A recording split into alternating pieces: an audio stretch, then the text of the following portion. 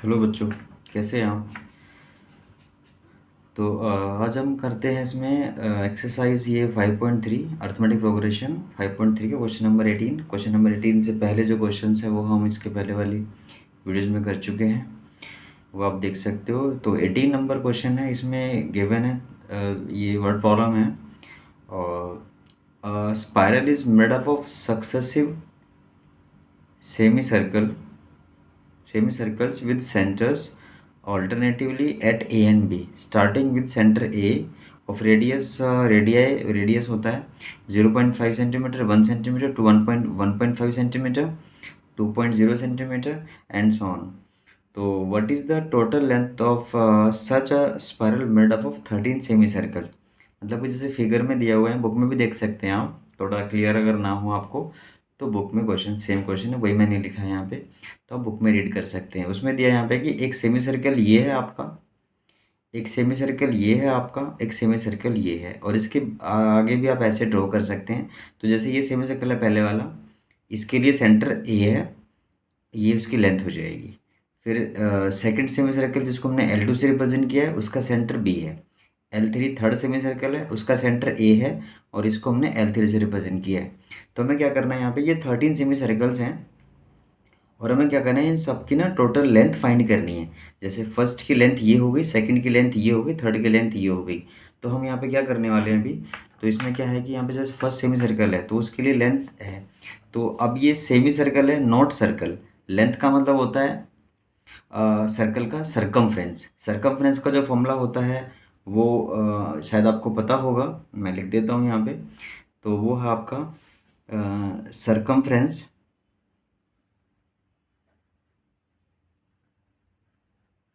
Of a circle. तो formula होता है 2πr। बट हमारे पास यहाँ पे सर्कल नहीं है, सेमी सर्कल बोला है। तो यहाँ पे सेमी सर्कल जो होगा आपका, जिसको हम L1 से रिप्रेजेंट करेंगे, तो वो क्या हो जाएगा, वो हाफ होगा। तो यहाँ पे लिख सकते हैं आप कि circumference of semi circle, semi circle जिसको हम L1 से रिप्रेजेंट करेंगे वो होगा πr।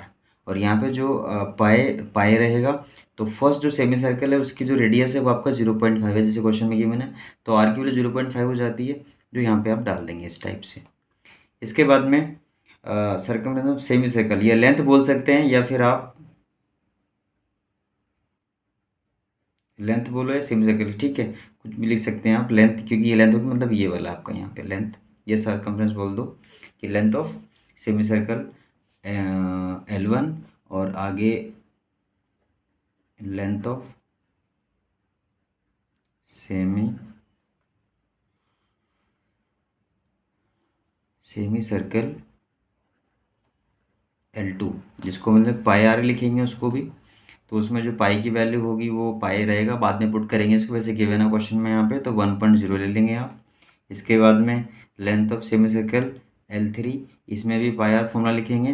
तो पाई इसमें आपका जो रेडियस होगा वो आपका 1.5 होगा। ऐसे ही आपका ये चलता रहेगा। तो इसमें क्या करना है आपको, हमें एक्चुअल में AP बन गई यहाँ पे, अगर आप देखें तो ध्यान से, तो AP बन गई। तो फर्स्ट टर्म होगा ये वाला, जिसको बनेगा 0.5 पाए एंड कॉमा 1.0 पाए, थर्ड 1.5 पाए, एंड ये आपका चलता रहेगा। तो ये आपका AP बन जाता है। तो इसमें आप क्या करेंगे, इसमें हमें चाहिए यहाँ पे टोटल लेंथ, जैसे क्वेश्चन में बोला है कि टोटल लेंथ फाइंड करनी है, मतलब कि हमें SN यहाँ पे, अब कितने से मिलेगा, 13 है, तो N की वैल्यू जो A आपका है वो 0.5 पाई हो जाता है, D आपका 1.0 पाई माइनस का 0.5 पाई, माइनस करेंगे सेकंड नंबर से फर्स्ट टर्म को, तो ये आपका 0.5 पाई ही आएगा, क्योंकि 1 में से 0.5 माइनस करते हैं तो 0.5 ही आता है, तो पाई तो साथ में रहेगा। तो डी की वैल्यू जाती है, और आपके पास जो एन है वो 13 है। 13 सेमी सर्कल्स बोला है यहाँ पे। तो हम यहाँ पे क्या करेंगे, एस एन का फॉर्मूला यूज़ करते हैं, n/2 bracket of 2a plus n-1 into D. तो यहाँ पे हमारे पास ये 13/2 है, 2a, 2 इंटू में 0.5 पाए, और प्लस में 13 माइनस 1, और डी कितना लेंगे, डी भी आपका 0.5 पाए है, ये देखो डी की वैल्यू है।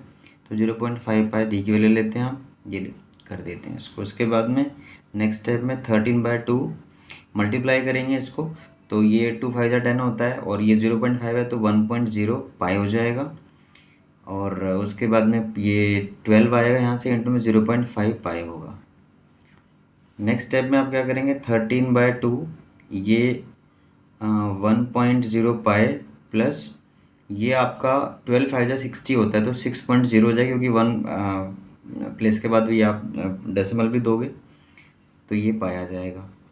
तो 13/2 इंटू में ये आएगा 1 पाई और 6 पाई तो होगा ये 7 पाई। तब आप क्या करोगे नेक्स्ट स्टेप में, 13/2 इंटू में 7 पाई, तो यहाँ पे क्या कर देंगे हम, पाई की वैल्यू 22/7 पुट कर लेते हैं। पाई इक्वल्स टू 22/7 गिवन है आपको, वो पुट कर सकते हैं। तो ये आपका आ जाएगा इधर 7 7 कैंसिल और ये आपका 11 आएगा। तो 13 इंटू 11 जो कि आपका मल्टीप्लाई करके आता है 11 थी 33, 3 कैरी 11 1 11 और 3 14, तो 143 सेंटीमीटर इन सर्कल्स की लेंथ हो जाती है। तो ये आपको शायद क्लियर हो गया होगा, क्योंकि सिंपल ऐसे नहीं है, S13 ही फाइंड करना था आपको, लिख सकते हैं यहाँ पे S13। तो ये था टोटल लेंथ, तो यहाँ पे total length of 13 semi circle तो लिख देंगे आप, अगर लिखना है एंड में तो total length equals to 143 centimetre. तो ये आपका कंप्लीट हो जाता है। इसके बाद में क्वेश्चन नंबर आपका ये 19 है। 19 भी ऐसा ही है, इसमें देखो गिवन है आपको 200 logs are stacked in the following manner. तो 200 लोग्स हैं, तो उनको कैसे रखा हुआ है, किस मैनर में रखा है कि 20 logs in the bottom row, सबसे नीचे 20 है, फिर इसके ऊपर 19 लोग्स हैं नेक्स्ट रो में, फिर उसके बाद 18 रो है उसके नेक्स्ट रो में, ऐसे ही आपका एंड सो ऑन ऐसे चलता रहेगा। मतलब नीचे आपका 20 है, फिर उसके ऊपर आपका 19 है, फिर 18 है, इस टाइप से वो लॉग्स रखे हुए हैं।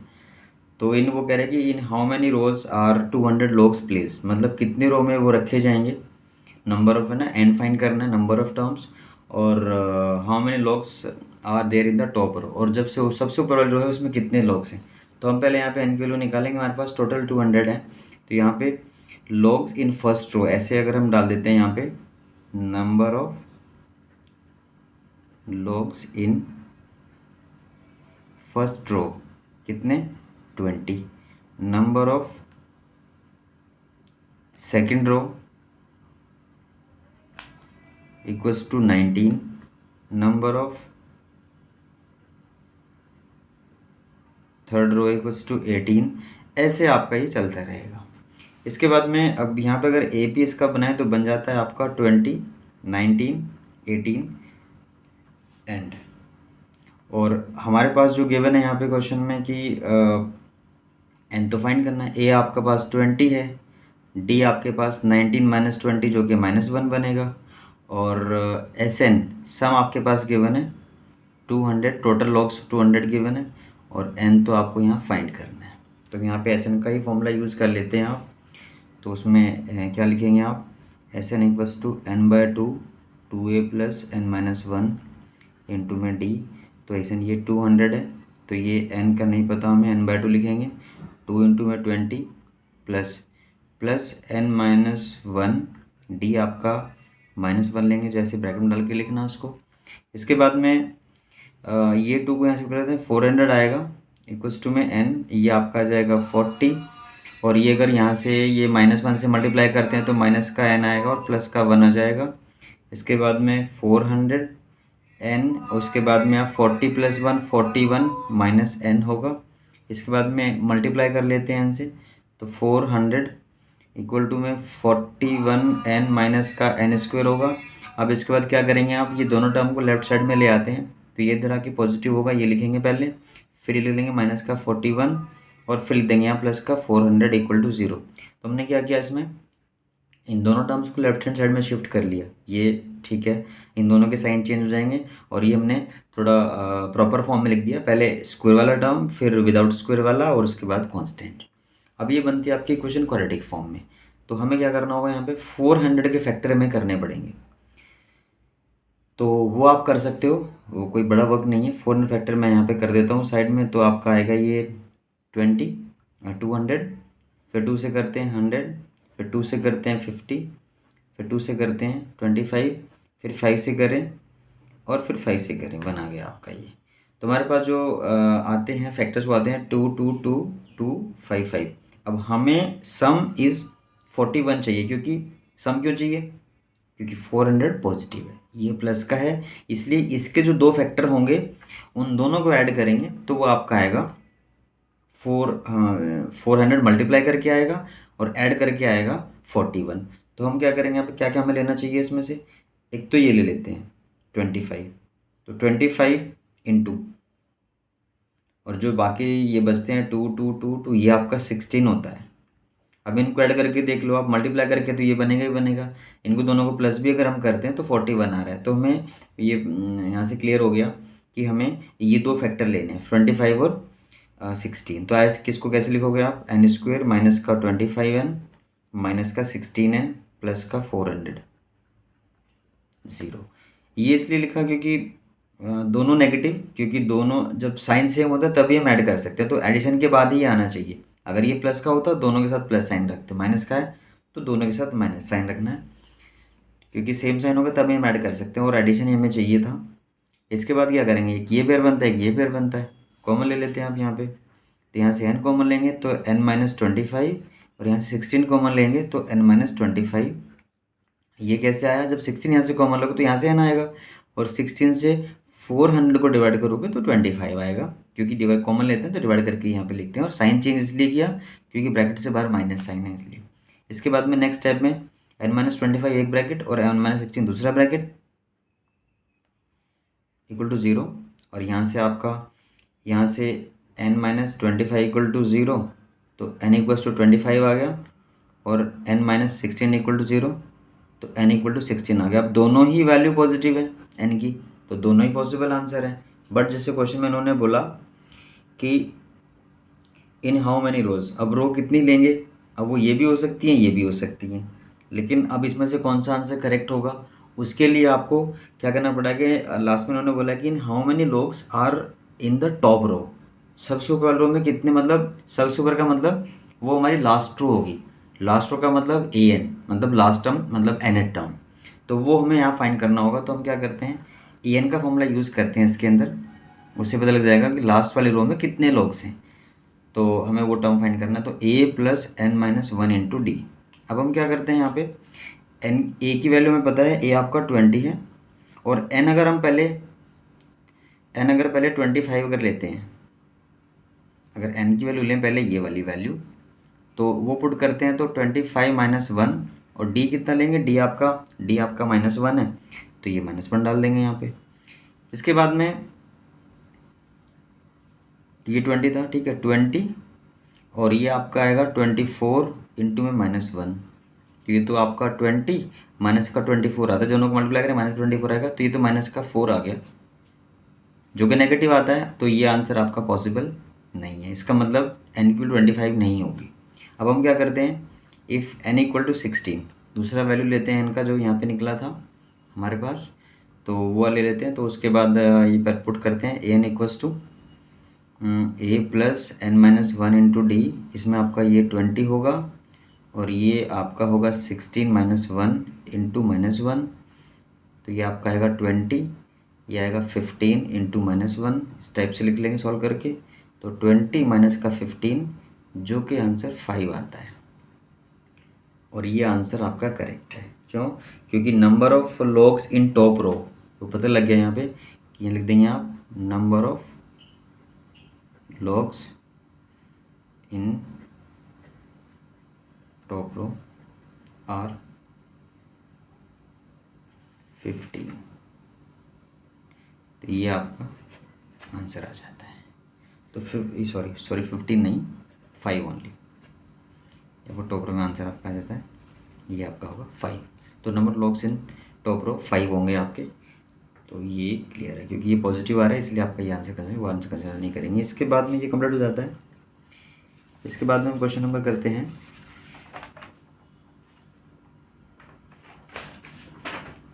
इसका लास्ट क्वेश्चन है, इसका लास्ट क्वेश्चन आपका 20 है,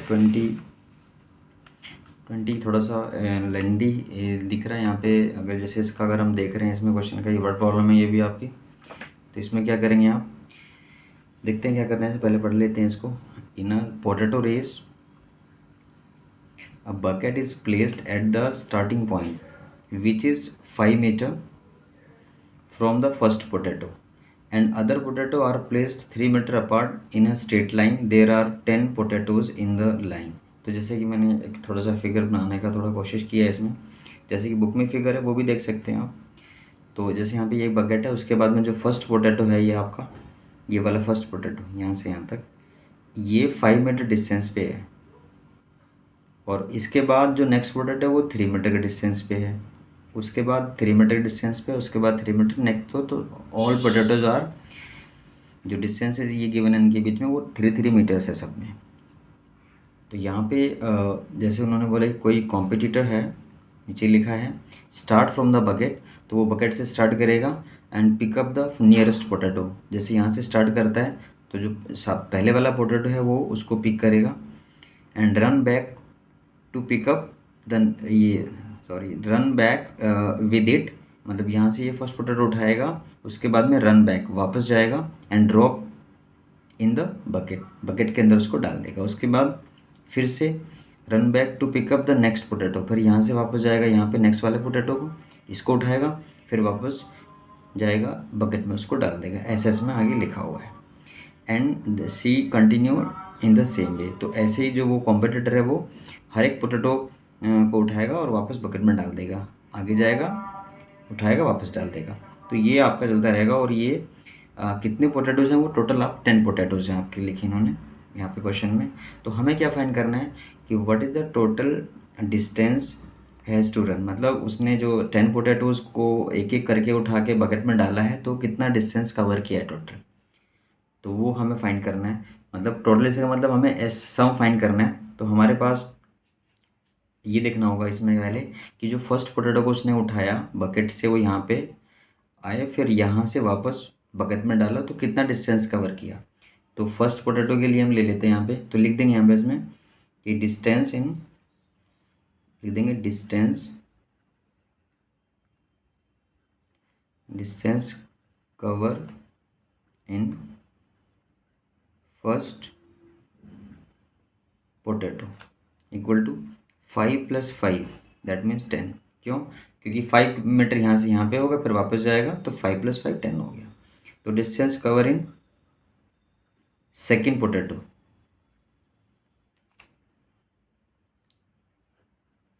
फॉर सेकेंड पोटैटो, तो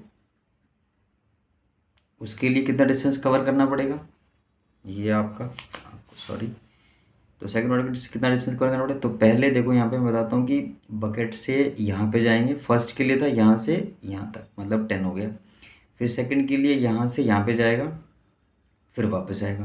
तो ये कितना है 5 + 3 8 और 80 ऐसे होगा, तो 8 + 8 16 मीटर। ऐसे ही अगर हम फाइंड करते हैं थर्ड पोटैटो के लिए तो उसके लिए कितना होगा यहाँ से ये 5 + 3 + 3, तो 5 + 3 8 8 + 3 11 11 और वापस जाएगा तो फिर से 11, तो ये आएगा 11 + 11 = 22 मीटर। तो ये ऐसे चलता रहेगा आपका। तो यहाँ पे जो AP हमारी बनती है वो AP बनेगी, वो 10 होगा पहला टर्म, और फिर आपका ये 16 होगा, 22 होगा, इस टाइप से आपका ये AP बन जाएगा। तो यहाँ पे A = 10 है, D = 6 आ जाता है, और N आपके पास कितने पोटैटो हैं 10।